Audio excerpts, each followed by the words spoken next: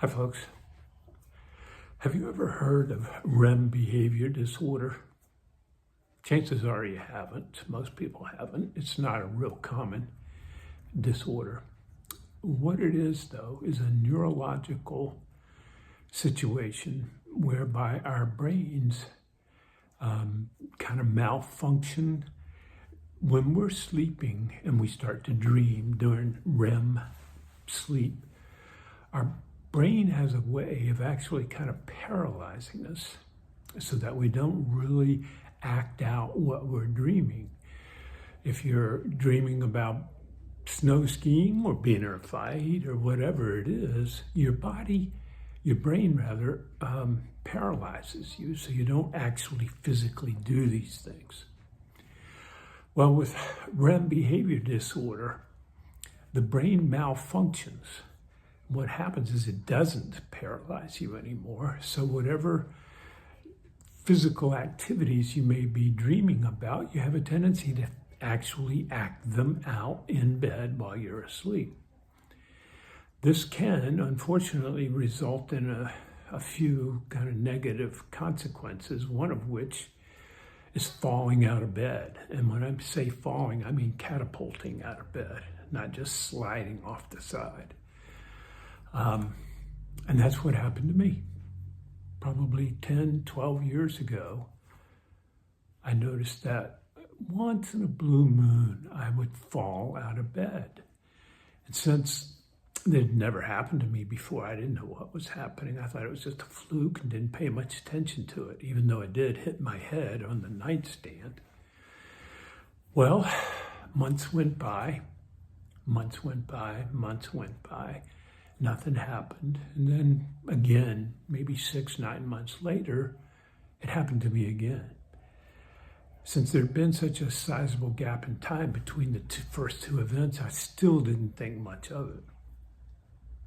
Not until the third time, maybe 9 months after that, I started to think this is unusual. Something's off here, something's wrong. So I Googled it. What does it mean if you fall out of bed? That's when I discovered REM behavior disorder. And I thought to myself, man, that sounds just like me. The bad news was that I discovered that it doesn't have to be, but it can be a early symptom of Parkinson's. So when I read that, obviously I was pretty upset. That was not good news. I wasn't happy to hear that. But I did make an appointment with a neurologist who gave me a kind of a quick going over, made me do some physical things like walking in a straight line. And she looked at my hands to see if they were shaking, all these kinds of real obvious symptoms. She said I didn't have any symptoms. I did not appear to have Parkinson's. So I was relieved, took that with me, and went home.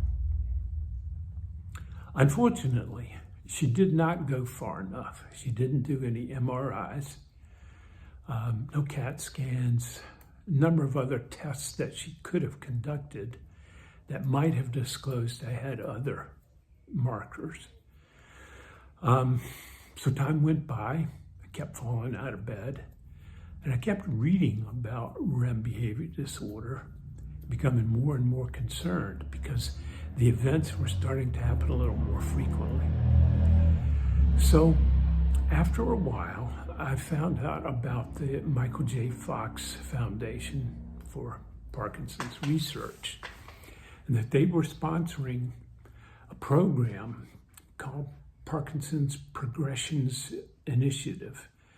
I emailed these folks, got in touch with them, and volunteered to be a research guinea pig, if you will.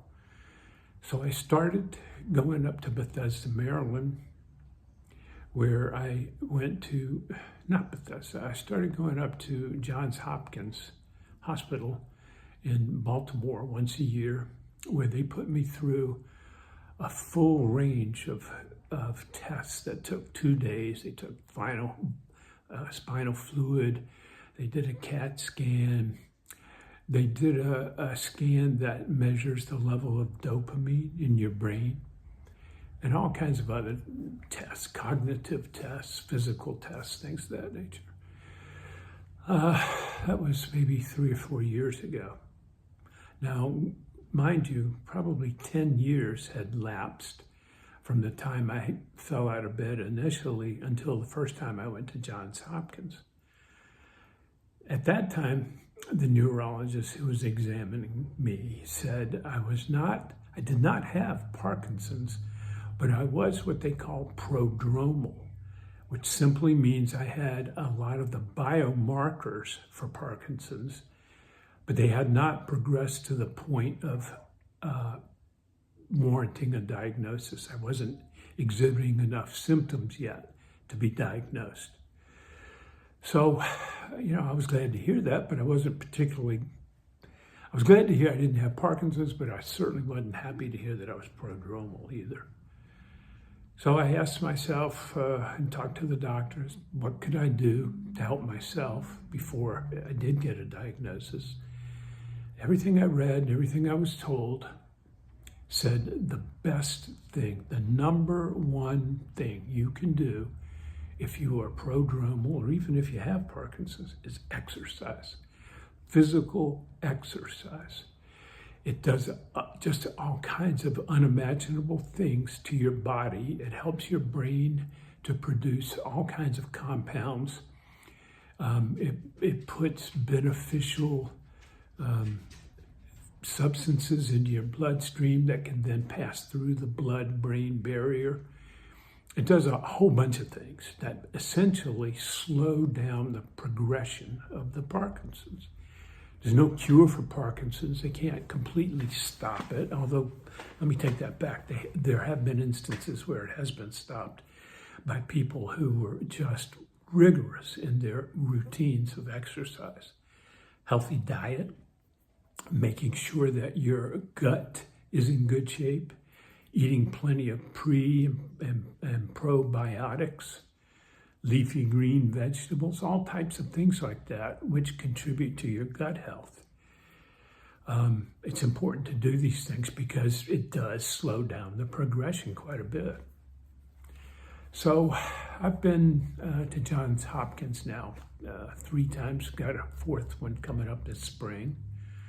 I don't know which trip they're going to tell me you've passed over the line now to Parkinson's. I don't feel like I'm much different today than I was 9 months ago, the last time I went for my exam. So I'm not sure where I stand with it right now, but I can assure you it's on my mind to think about it daily. Go to the gym 5 times a week, work out vigorously, do all types of balancing exercises, which are important to do for you, even if you don't have Parkinson's.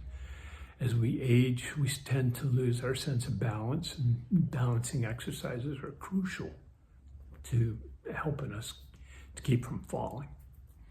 So I'm going to keep on doing what I'm doing. I'll post some of these videos from time to time, letting people know how I'm progressing, what's going on.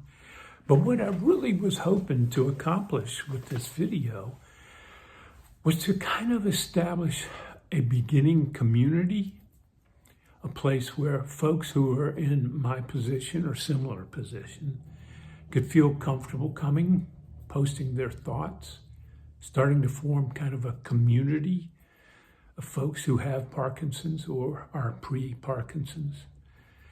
Because one thing I know about this is that isolation is absolutely horrible for anyone's mental health, and especially folks who may have depression based on their Parkinson's.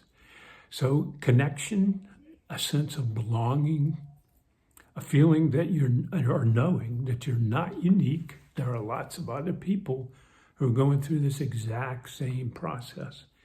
It's important to share those things. It helps, to improve our sense of humanity, a sense of belonging, a sense of not being weird or different. These things are important. And I want to provide folks a forum where they can be comfortable talking about what's going on, a no judgment zone, okay?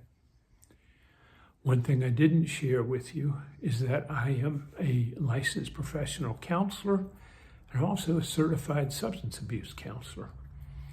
So I do have professional credentials for talking about some of these things, particularly the mental health aspect. But I don't want this to necessarily be a clinical presentation. I want this to be more of just folks, just people being people. So I'm not offering any mental health advice or counseling. I'm trying to come at this from a sense of just common sense.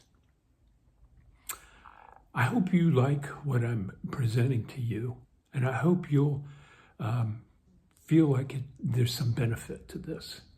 If you do, I'm going to encourage you to subscribe and like, and stay tuned. I'll be back soon. Thanks for watching.